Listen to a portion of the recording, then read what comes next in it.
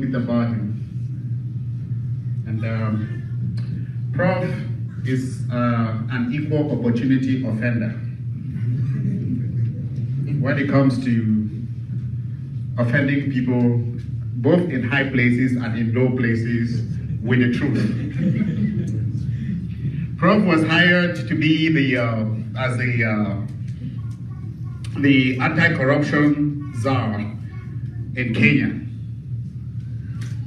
a while back, and I thought the people probably thought that, as is always the case, if you hire him, you would control him. Boy, they were wrong. And no sooner did they find out that this guy was going to be a thorn in their flesh, because truth is the only thing that matters to him. And as soon as they found out that, they did what? They gave him a badge of honor by firing him. Prof is the only, this is the one person who has been at the corridor of powers.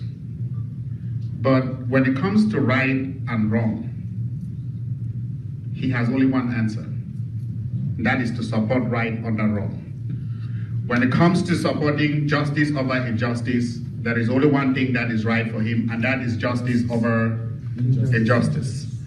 For he was also the director of the law school in Kenya. And I like to meet all his students, because if the students are like the masters, then that place must have some damn good lawyers. And Prof is one of those few Africans with a moral compass that still has a true north. Very often people get to the corridors of power and then they are transformed. And then it's almost like there is a mutation that suddenly takes place. And these people you used to know, like good men, they start speaking a different language. But I have been privileged, Prof, to see him actually deny everything worth, deny him everything fame, for one true thing, which is the only fame everybody should aspire for. That is the fame of being able to speak the truth. That is why I say to everybody who is here, know that if you create Ambazonia and you want to make Ambazonia, when we go get to Ambazonia, if you make Ambazonia the way La Republique is, Prof, do I have your words to say that you will come after them?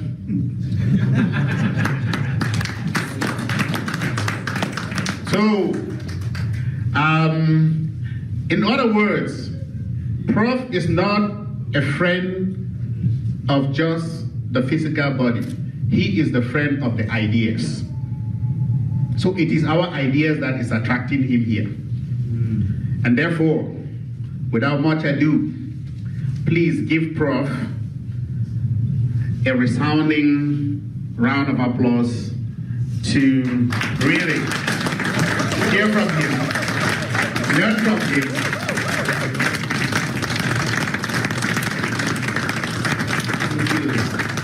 Thank you very much. Very dubious.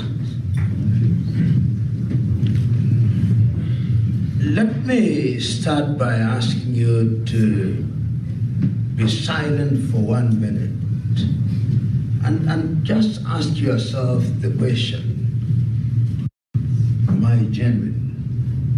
Because there is a sense in which, in matters as grave as seeking liberation,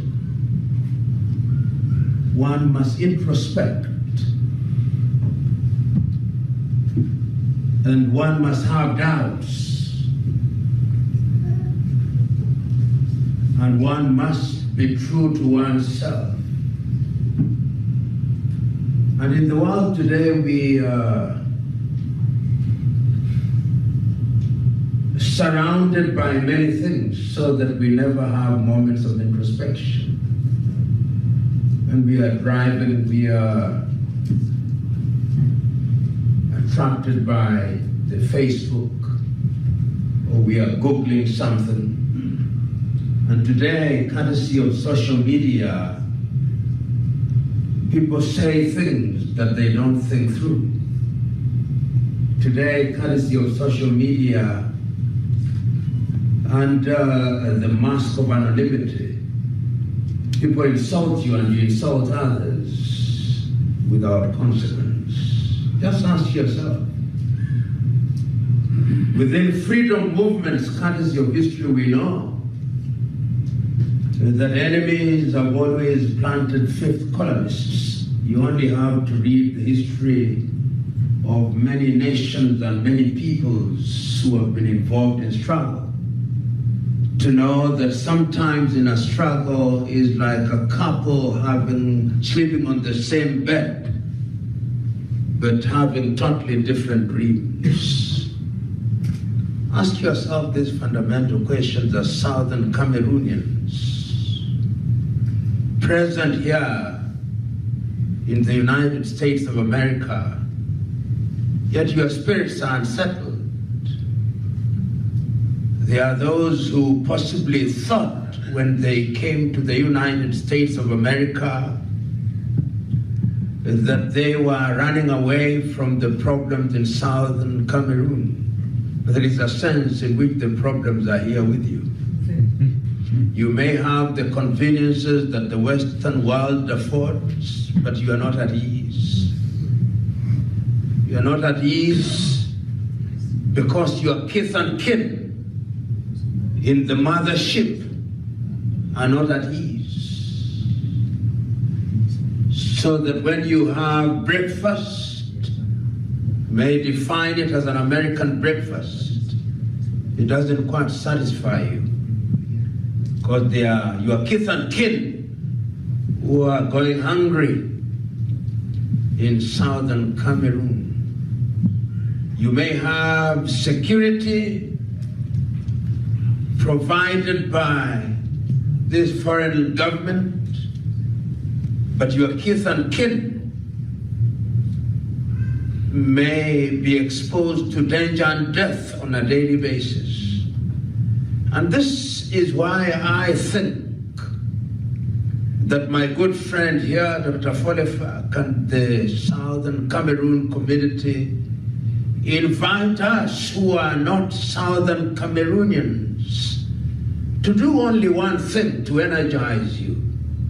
It's not because we are better than you or because we have solutions to the problems, but at that point of weakness,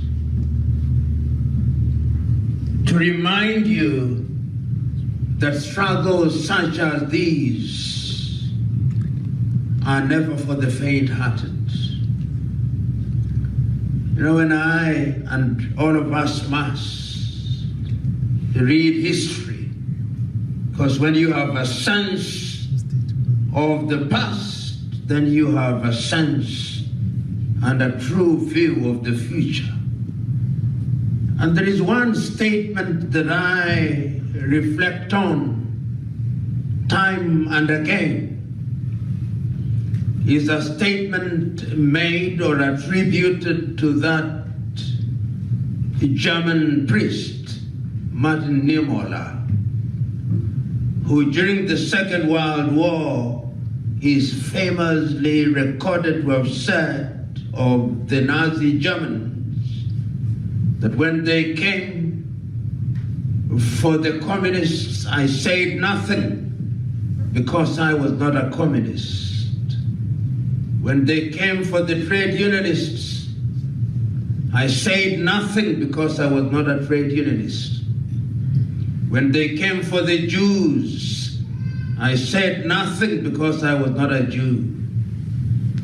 When they came for me, there was nobody to say anything.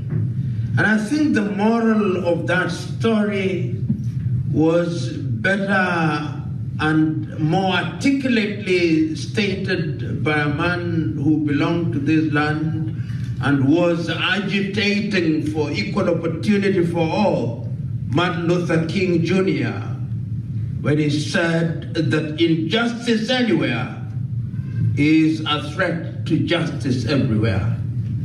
And that is why when we as Africans sometimes bury our heads in the sand and assume that the problem in southern Cameroon is remote to Africans in other parts of the continent, we are deluding ourselves.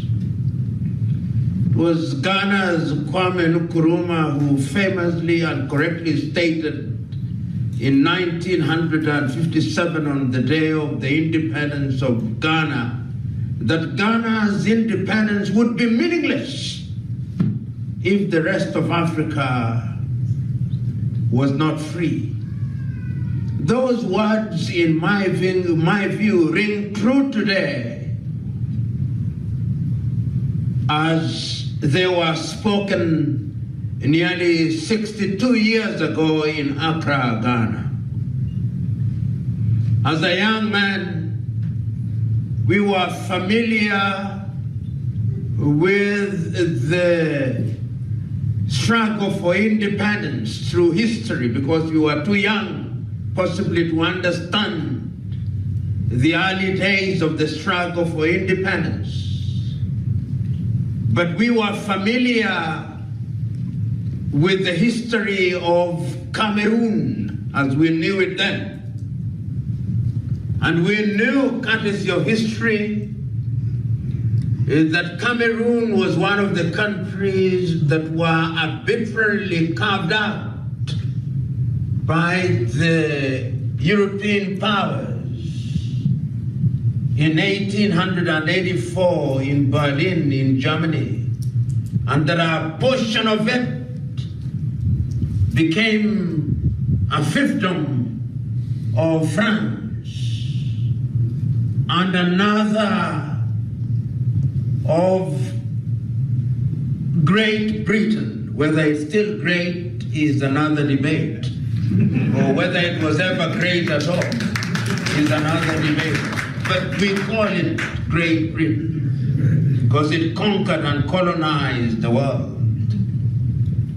And we also know that on the eve of independence, very quickly, for reasons that we can, and his compatriots knew what they were doing. But it was a lie from day number one. And that lie has persisted so that the people of southern Cameroon have been twice enslaved, and they remain in that state of slavery. History has demonstrated not once, not twice, but times without number, that the human spirit and soul remains unsettled if it is not free to make the choices that it desires at any time that it desires. And that geographical translocation does not solve the problem. The diaspora still consider Mother Africa as the true mothership. It's like the human soul. Away from God, it remains unsettled and unfulfilled. There is a sense, therefore, in which, without having the capacity to empathize with the southern Cameroonian problem, I sympathize and understand why many of you have come from different parts of the United States of America to be present in this congregation, to agonize, because this is a moment of agony, and to reflect on what it is that must and can be done to move the solution to the problem a notch higher. You know, when the African was fighting the white man, it was easier to do so because the white man was from a different continent, came and occupied you and enslaved you. His gods were different from your gods. But when you are compelled to fight one who claims to be your own, the struggle is a lot more complex. When those against whom you have struggled are compelling you and dividing and defining your struggle in very narrow ways from a linguistic standpoint, it is the more painful because it is not simply about who can speak French and who can speak English. The problem is a lot deeper. It is the problem of profound injustice.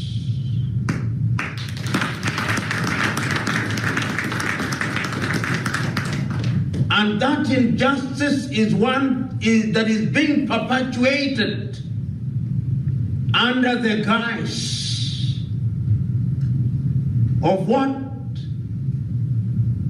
the perpetrators of these injustices claim to be democratic.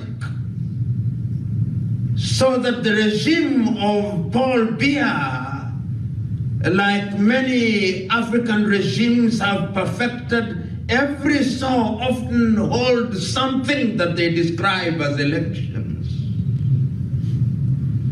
And when they hold those things, they claim that they have won those things.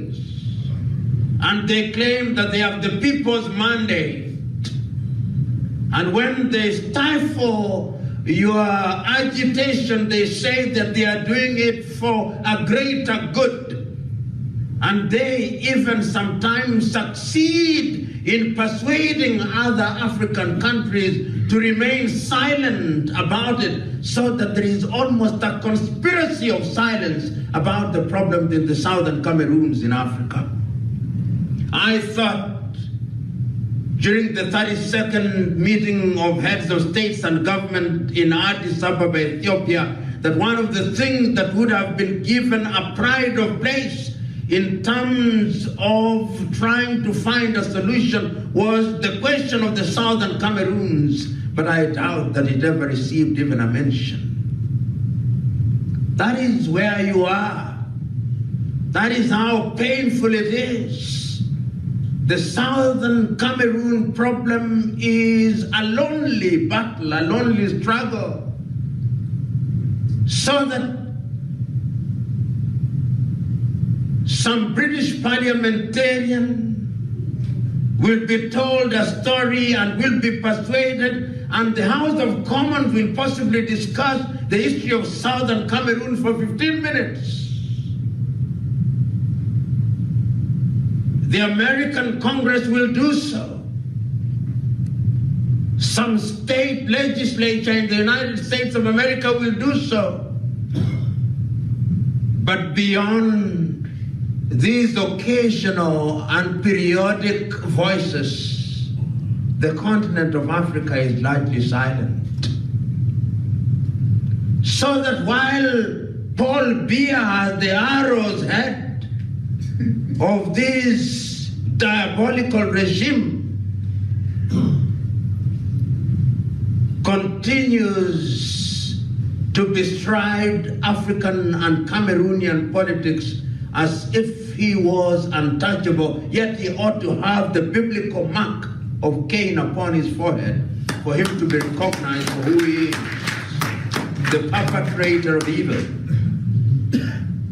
But that is not happening. And I can imagine to myself how lonely you feel in moments such as these.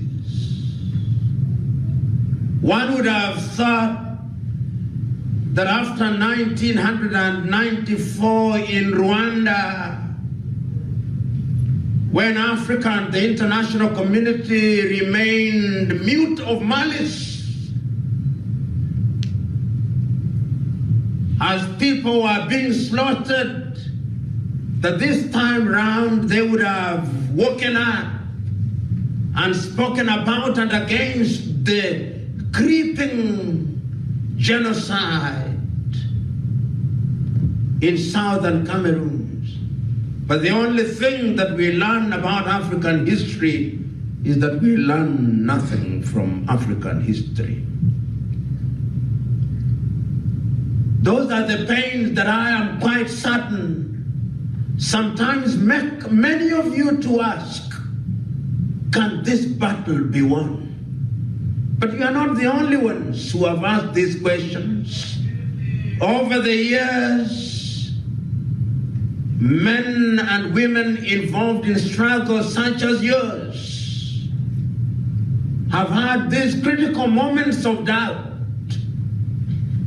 You know, many may say things about the state of Israel, but their experience gives us something that for thousands of years the Israelites were dispersed all over the world. In 1940s, the Nazi regime of Adolf Hitler came about with what they considered the final solution to ensure that all the Jews in Europe were exterminated in the Holocaust. Little did they know that 3 years after the end of the World War, in the year 1948, there would be a Jewish state established in what is now the state of Israel. I have no doubt in my mind that sooner rather than later, there shall be established a state called Amazonia.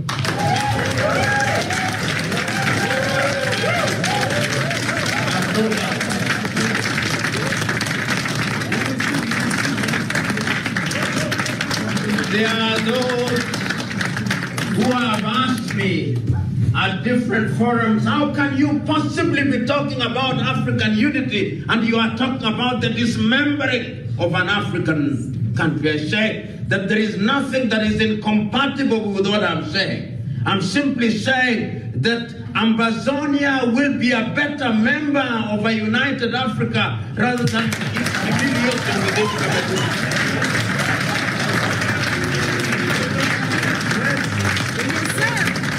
Because a free Amazonia will have the ability and the capacity to make choice to be part of a united Africa rather than an Amazonia which is enslaved under an illegitimate regime governed by politics. So I have no doubt in my mind that yours is a struggle that will yield the desired fruits. Amen. You know, when in 1948, that evil man established apartheid regime in South Africa, Hendrik Verwoerd, to create apartheid, he knew that he was creating a system that could never be defeated. But in 1994, the South Africans regained their independence, and I have no doubt in my mind that Amazonians will regain their independence.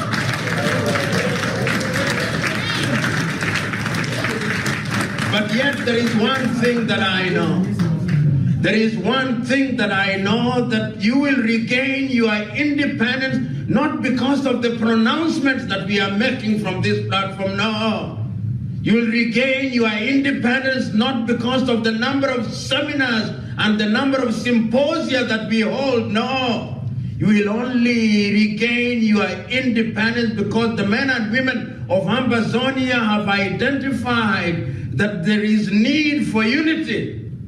But then we must ask ourselves, as a young man, I remember reading a book called The Darkness at Noon, and one of the debates there was that when a house is on fire and there are two fire brigades, before they unite, they must determine what is the best agent for putting out fire, because there are those who believe that fire must be fought with oil, and there are those who believe that fire must be fought with water. So before we unite, we must have a unity of purpose, and that is why it gladdens my heart when I hear that the people of Amazonia are beginning to unite. because disunity is one of the things that the enemy uses to disorganize and to delay freedom.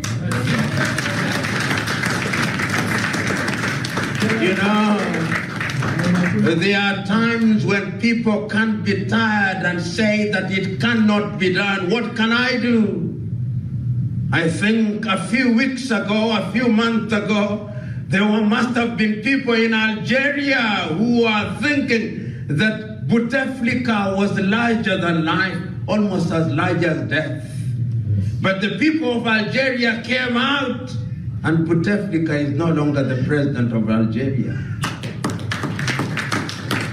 Omar al-Bashir in Sudan must have thought that he had immunized himself against the people's uprising. He had been in power for 30 years. I think Biya has been in power for nearly 30, possibly 37 years. And he must think that he is immovable, that he cannot be moved. But the bigger they come, the harder they fall. Yes. And I have no doubt in my mind that at the opportune time, he will fall and Ambazonia will rise.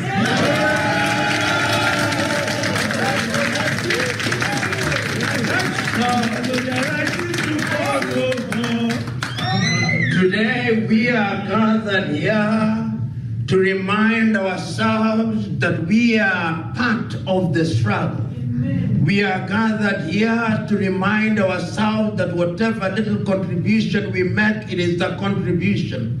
We are gathered here to remind ourselves that this struggle is not for the faint-hearted. We are gathered here to remind ourselves that we have both the intellectual and financial wherewithal to contribute to this movement. We are gathered here to remind ourselves that the stars are beginning to align in a manner that is favorable to Ambazonia. Yes. And why do I say that? Why do I say that? When you hear the courts of a foreign land make pronouncements suggesting, in fact not suggesting, but stating that the forceful removal of a people's leaders from one country to another is illegitimate, those are the signs that the international community is beginning to hear it. And I have no doubt in my mind that your leadership, those in jail and those outside of it, are energized by such information. So you are here must remind yourselves that you are in a good place. You are in a good place because you are in a struggle whose time for maturity has arrived. You may think that it will take too long, but as Luther King used to say in his famous speech, in fact, in the speech that I believe was his best speech, he said, how long? Not long. Not long, because you have struggled for a legitimate reason and the time for reaping is soon coming. How long? Not long. Because a people cannot be subjected to injustice for too long. How long? Not long. Because the people of Ambazonia have made a resolve. How long? Not long. And I have no doubt in my mind that we who are gathered here, who are merely a representation of the people of the Ambazonians in the diaspora, whether in the United States of America or in Europe or in Africa, I believe that if we work together, then this can be achieved. And people like Paul Biya and the regime that he represents are now beginning to tremble. And let us remind ourselves that dictators are at their very worst when they are about to fall. Yes. When the options are beginning to reduce, that is when the dictators kill more, that is when dictators maim more, that is when dictators unleash their resources because they know that their lives are under threat. And that is the time when most people give up. But I'm urging you, don't give up. Yes. Don't give up. Don't give up. And and Ambazonia will be. God bless you.